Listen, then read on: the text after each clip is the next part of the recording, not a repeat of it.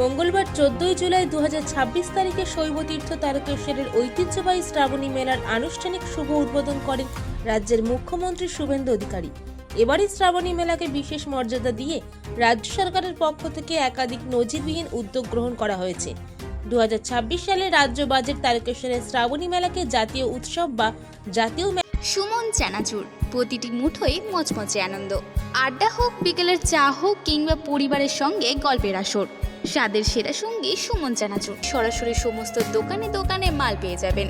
তাই আজই যোগাযোগ করুন নিচের দেওয়া নম্বরে ও সুমন চানাচুরের সাথে যুক্ত হয়ে নিজের ব্যবসাকে আরও বাড়িয়ে তুলুন। মেলা হিসাবে ঘোষণা করা হয়েছে। মেলার উদ্বোধনী মঞ্চটি নির্মাণ করা হয়েছে ঐতিহ্যবাহী তারকেশ্বর মন্দিরের আদলে, যা দর্শনার্থীদের বিশেষভাবে আকৃষ্ট করেছে।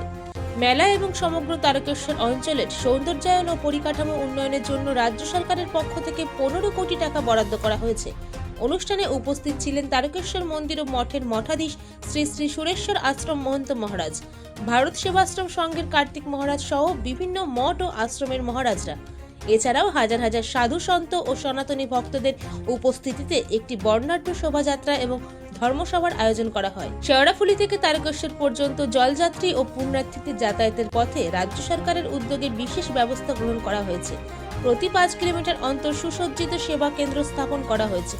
প্রতিটি সেবা কেন্দ্রে পর্যাপ্ত পানীয় জল, পুলিশি সহায়তা শিবির, পুরুষ ও মহিলাদের জন্য পৃথক বিশ্রামাগার ও থাকার ব্যবস্থা রয়েছে। দীর্ঘ পথ অতিক্রম করে আসা ক্লান্ত পুণ্যার্থীদের স্বস্তি দিতে সেবা কেন্দ্রগুলিতে পায়ের ম্যাসাজের বিশেষ ব্যবস্থাও রাখা হয়েছে। পাশাপাশি মেলা প্রাঙ্গণ ও পুণ্যার্থীদের উদ্দেশ্যে আকাশপথে হেলিকপ্টারের মাধ্যমে পুষ্পবৃষ্টির পরিকল্পনাও নেওয়া হয়েছে বলে প্রশাসন সূত্রে জানা গিয়েছে। 1.5 মাস ব্যাপী চলা এই ঐতিহ্যবাহী শ্রাবণী মেলাকে কেন্দ্র করে ইতিমধ্যে উৎসবের আবহে সেজে উঠেছে সমগ্র তারকেশ্বর ধাম ও সংলগ্ন এলাকা। তারকেশ্বর থেকে আশিস কুমার ঘোষের রিপোর্ট, মেমারি আপডেট নিউজ।